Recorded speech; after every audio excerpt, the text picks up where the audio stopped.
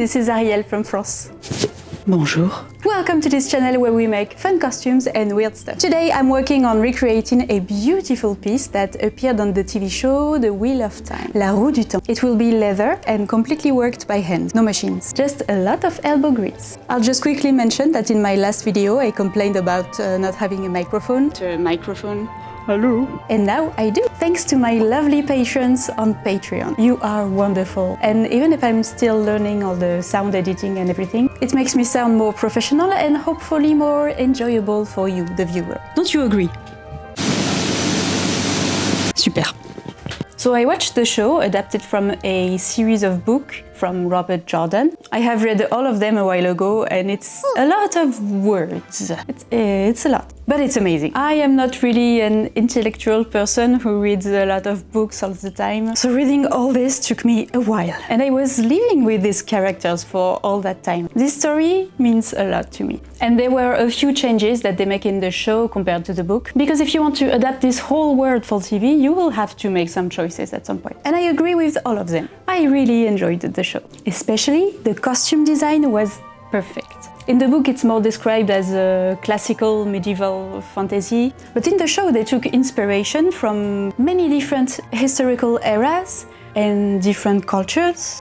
And that really created costumes that look special. All the different regions of this world have different styles and fashion. It feels like a different world, but also very credible. I personally think that it is a very successful costume design job. I will focus on Moiraine. I liked her in the book, but I absolutely loved her in the show. Rosamund Pike is perfect. Especially the silhouettes of the costumes makes her look strong and majestic and wise and very cool. In my opinion, the shoulder piece is a very big part of that. I will try my best to recreate it. Okay, let's get to work.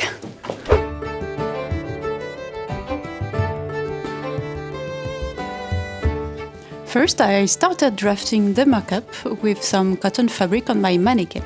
I kept going back to the reference picture to have an accurate design. Then I transferred those shapes onto paper. I cut the paper. With the way I'm sewing this, I don't need to add any seam allowance all around those shapes. And then I just transfer the shapes onto the leather using a simple pencil. I'm using cow leather. I got it at a clothing factory that was destocking. It's not the best quality, but I got it for cheap, and I felt less bad about it because it was an old stock. I started cutting the shape with a box cutter and realized that you need to use a bit of strength and have a very sharp blade. To carve the leather, it needs to be unfinished leather, so you start by making it very wet. It will soften the leather, allowing you to make the shape you want. You see the wet parts are very visible, but don't worry, it won't stain. I do that on both sides, completely soaking the skin. I started making lines with this sort of compass. This allows you to have a constant spacing from the edge. Those lines won't be visible at the end. They are just here as a guide for the decoration. Then I use my roulette to have also a regular spacing along those lines. For the decoration, I need little triangles, as you can see here, but I don't have any stamp that is a triangle, so I will be using a screw that needs to be filed into a triangle. The screw is made of stainless steel, so that was...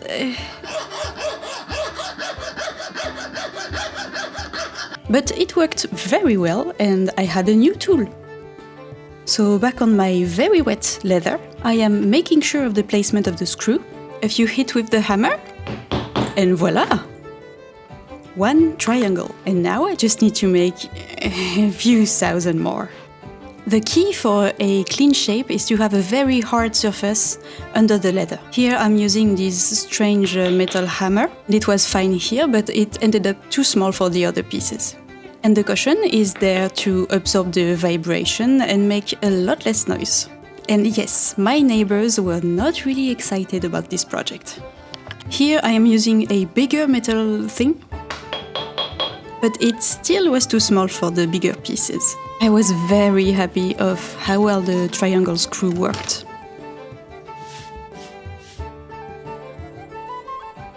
So I ended up finding an old marble tabletop, and it was perfect as a hard surface, again with the cushion underneath. I know it's a very specific thing to have around, but I'm just giving you the advice I have.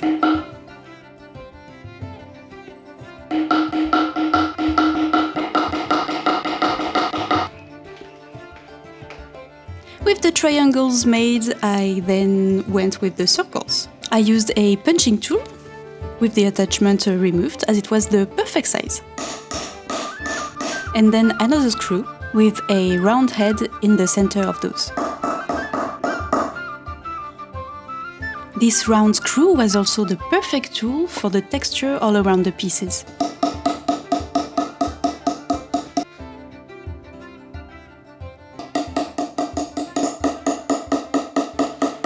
That took a while, but ended up really nice.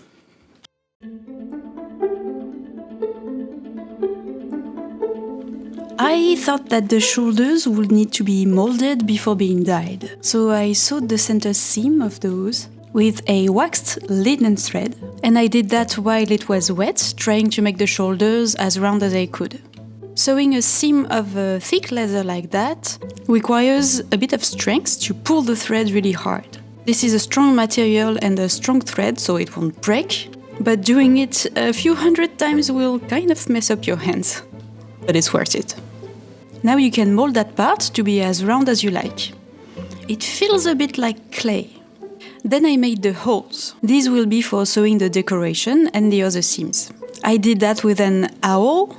I'm doing them one by one because the spacing changes in every line. And just a tip, if you do that, maybe a nail and a hammer will be less painful on your hands, but I was still trying to avoid making too much noise. I rubbed the edges a bit with this wooden tool. It will make them more shiny and pretty. I will do this step again when I put the polishing in place. To make sure that my seams are very well aligned, I marked every little sewing hole on the corresponding seam. And then punch them again. Punching.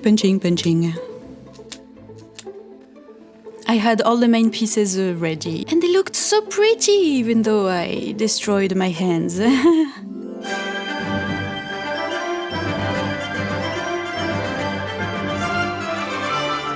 With this blue pigment, I just use a bit of water with this, but it's just, you see the edge here, but it's just going away really quickly. This is ink, this is black and blue ink, and this is black ink with some of the blue pigments.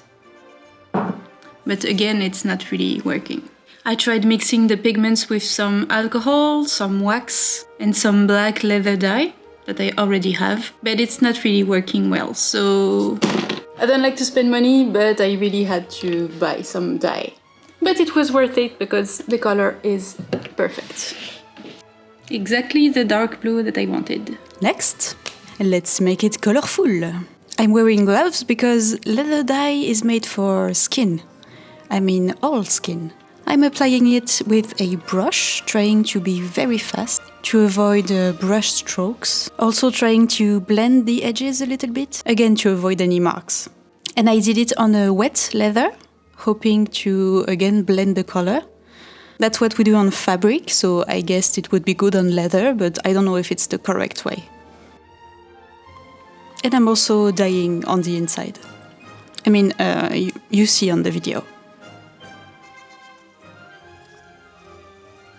I tried to be thorough and try to have the dye go in every little nooks and crannies. And not to forget the edge.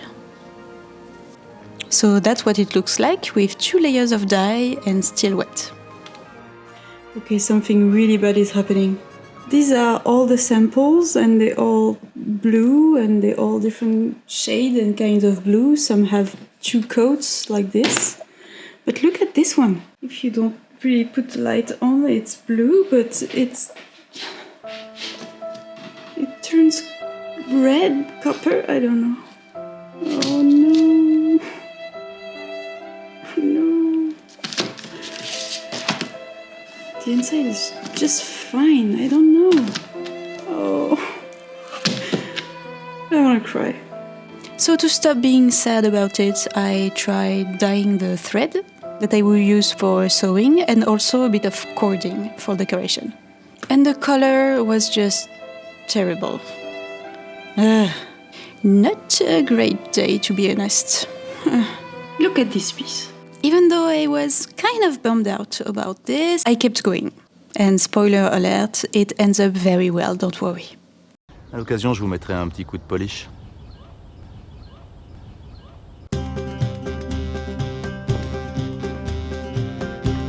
I'm using this leather repair polishing grease that has a lot of beeswax in it.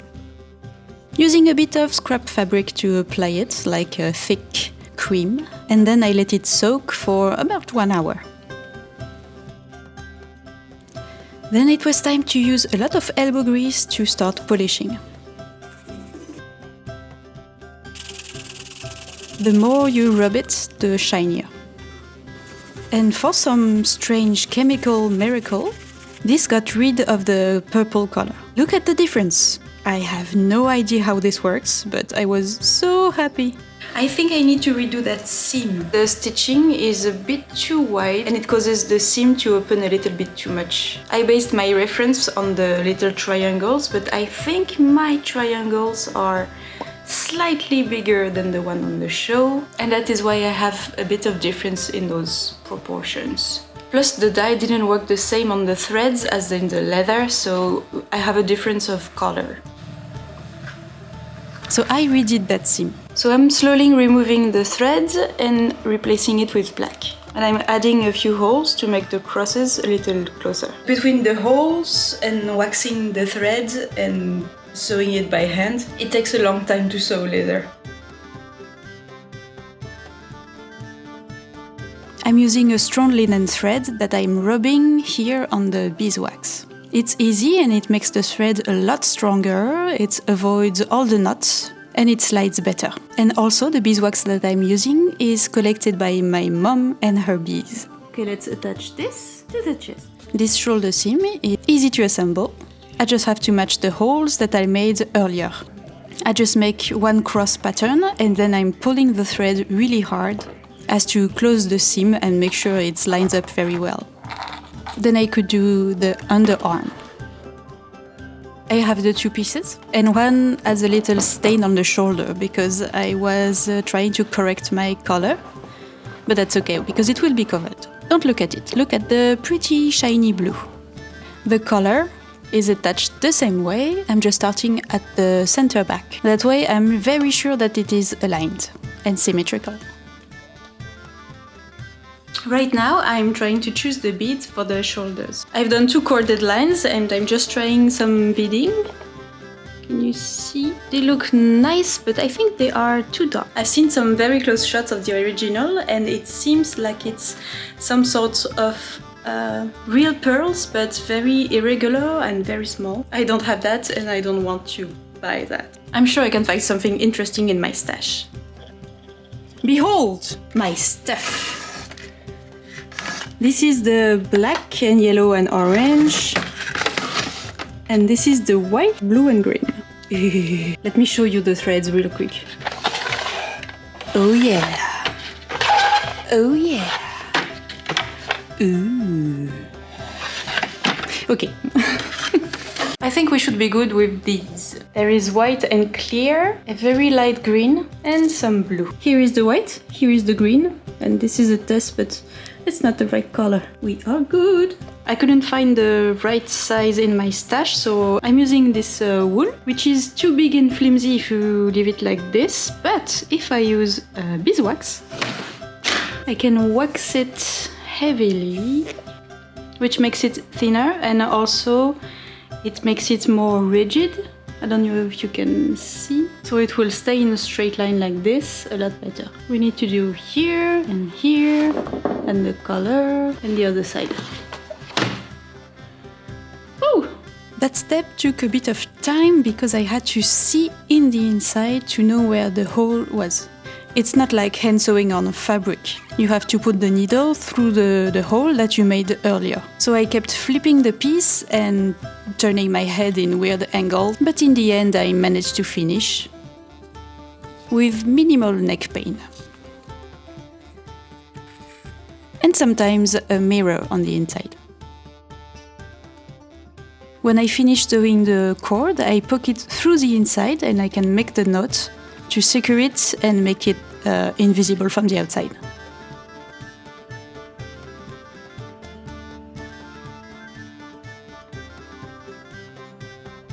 The corners are a bit tricky to get very sharp, but it's the same technique.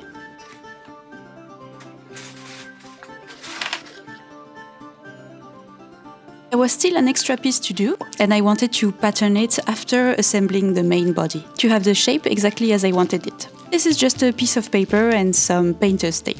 Let's review all the steps quickly with those little pieces.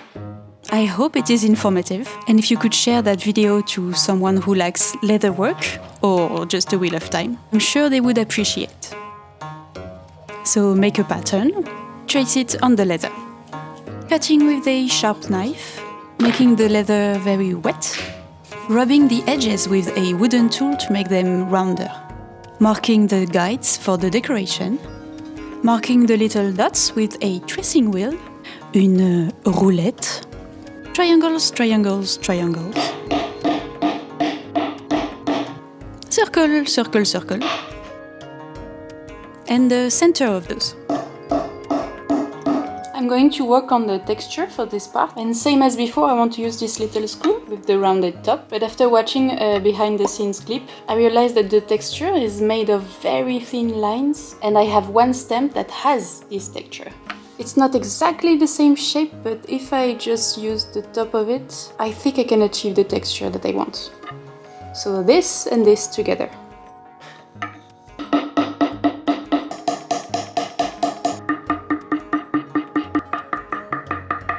Texture is done. All the sewing holes. Molding the shape of the wet leather. Time to dye. Adding 2 layers of dye. Panicking because it turns into purple. Moisturizing cream. With a little massage. Rubbing it until it's a nice shiny color.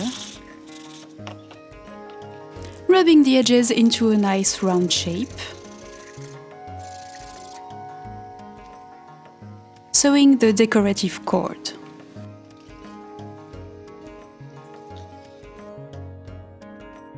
And then the beads as decoration.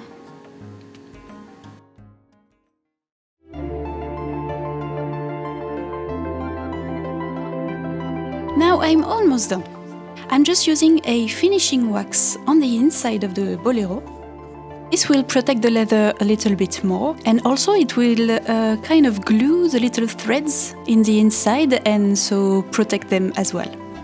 It's kind of white, but it dries clear. So I'm doing the border of the bolero. It is a simple decorative stitch that goes all around the edge. And then I can sew the rest of the decorative beads all around the piece. The quickest and most satisfying part.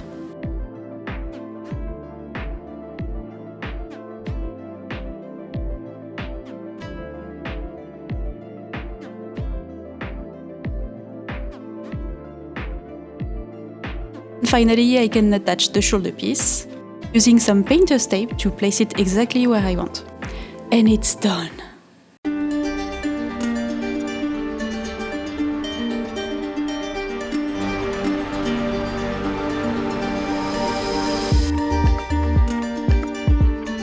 I am so happy with the result.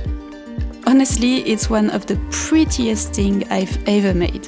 I really think it is almost perfectly screen accurate, and it was done entirely by hand, using quite correct leather techniques, and it makes me feel like a very cool Aes Sedai. If you are interested in making this yourself, I think I can make the pattern available for free. But before I spend a whole day digitalizing it, I want to make sure at least a few people are interested.